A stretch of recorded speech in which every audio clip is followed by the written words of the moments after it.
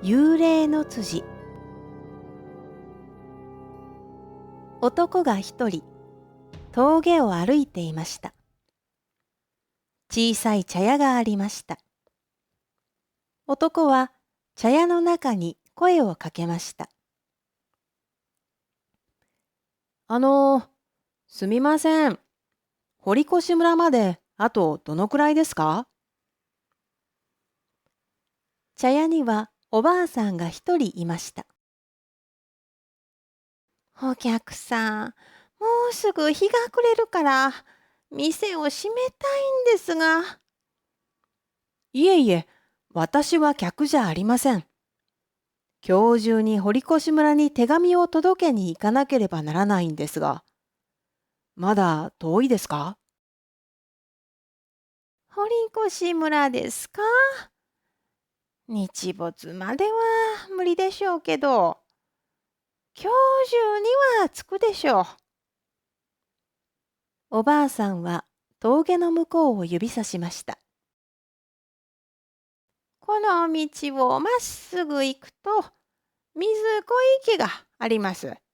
その水小池を、ちょっと待ってください。水子？ええ、昔、流産した赤ちゃんや、生まれてすぐ死んだ赤ちゃんを、あの池に沈めていたんです。貧しくて葬式代がありませんでしたからね。こっそり沈めていましたけど、みんな知っていました。だから、水小池と呼ぶんですよ。あの池の近くで、おぎゃー、おぎゃーという鳴き声を聞いた人もたくさんいます。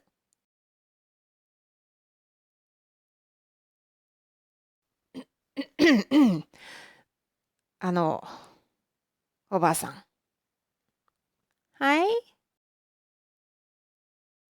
どうしてそんな気持ち悪い話を今私にするんですか？一本道ですからね。あの池の横を通らなければならないでしょ。だからお知らせしておきました。そんなお知らせいりませんよ。怖がらせないでください。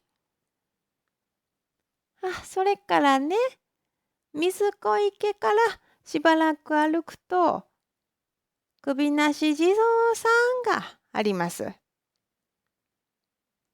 首なし？ええ、昔この近くに追いはぎが出てね、庄屋の娘さんが誘拐されて、次の朝、ひどい姿で見つかりました。それで、庄屋さんは怒って、村中総出で山を探して、怪しい男を見つけたんです。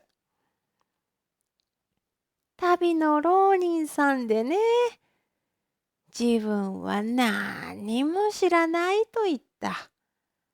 でも、村の男たちはみんな頭に血が上っていたから、その人が言うことを全然信じなかった。すぐに首を切ってしまったんです。それから2、3日後で、本当の追いはぎが捕まりました。浪人さんは追いはぎじゃなかったんです。それから村では不思議な病気が流行りました。みんな浪人さんのたたりだと思いました。それで浪人さんが亡くなった場所にお地蔵さんを建てました。でもそのお地蔵さん、時々首が外れて、笑いながら、ふらー、ふらー飛んで、それを見た人の首にカブーッと噛みつくんですよ。それでみんな首なし地蔵さんと呼んでいます。堀越村へ行くときは必ず首なし地蔵さんの前を通りますから、すぐわかりますよ。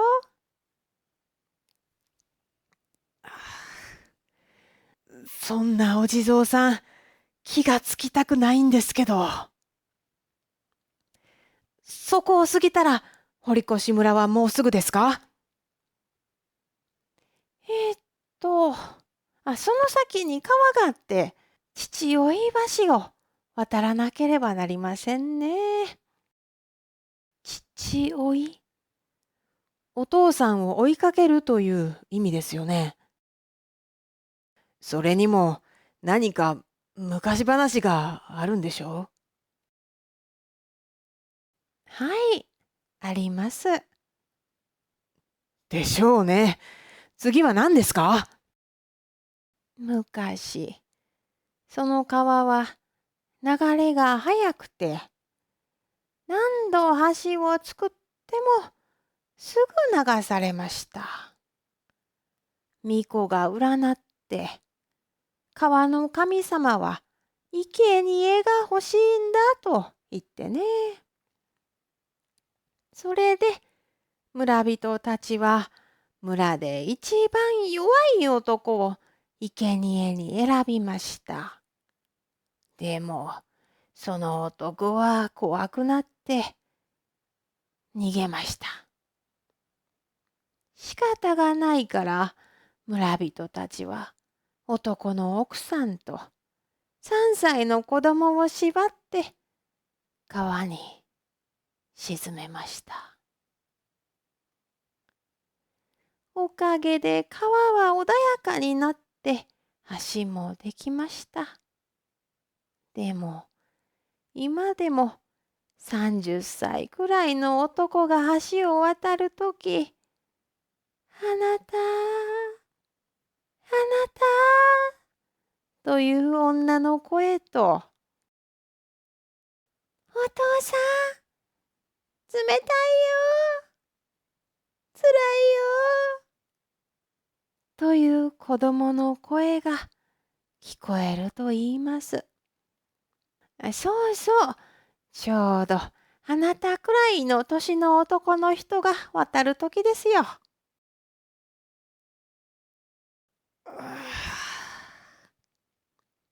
その橋を渡ったら、堀越村に着くんですか？えーっと、その橋の向こうに首吊りの松があります。首吊り、まだあるんですか？今度は何ですか？昔、若くてきれいな女が恋人に騙されて売られました。数年後に村に帰ることはできたけど、そんな事情ですから親にも会うことができなかった。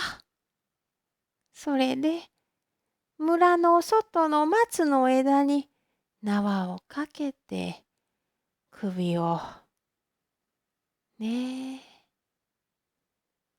今でも時々その松の近くに若い女の幽霊が出るんです。そこが辻だからみんな幽霊の辻と呼んでます。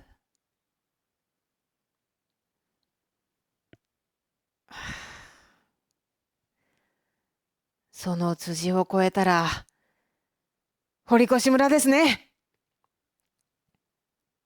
はい、そうです。もうすぐ日が暮れますから、提灯を貸してあげますよ。帰りに返してください。はい、気をつけてね。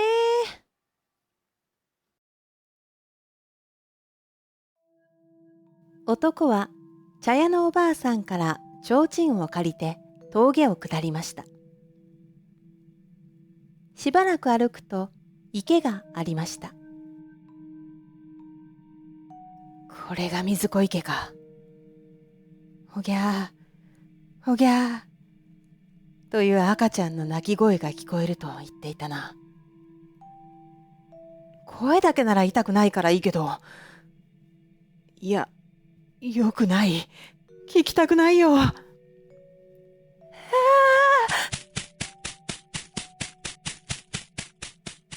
男は思わず走り出しました。何もなかった。よかった。あの話はきっと嘘だ。親切に提灯を貸してくれたけど、ひどいババアだ。あたりはどんどん暗くなりました。またしばらく行くと、お地蔵さんがありました。これが首なし地蔵か。この首が外れて、笑いながら、ふらー、ふらー、飛んで、かぶっと、うわー。男はまた走りました。よし、大丈夫だ。首は飛ばなかった。何も起こらなかった。くそー、あのババア、怖がらせやがって。怖いと思うから怖いんだ。大丈夫。怖くない。怖くない。と思っても怖いよ。またしばらく行くと、川の音が聞こえました。橋がありました。父追い橋だ。嫌だな。ここの話が一番嫌だ。自分の代わりに生贄になった奥さんと子供の声が、あなた、あなた、お父さん、冷たいよ、辛いよ。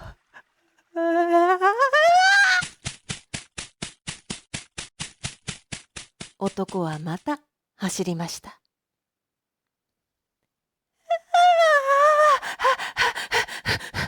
何もない。大丈夫だ。大丈夫。やっぱり嘘だったんだ。あのババアが変な話をするから。くそー、騙しやがって。男は振り返って叫びました。嘘つきババア、バカ、バカ。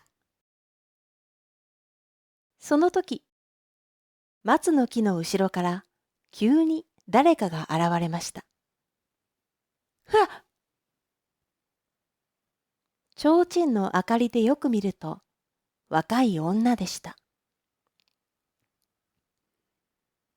なんだよ、びっくりした。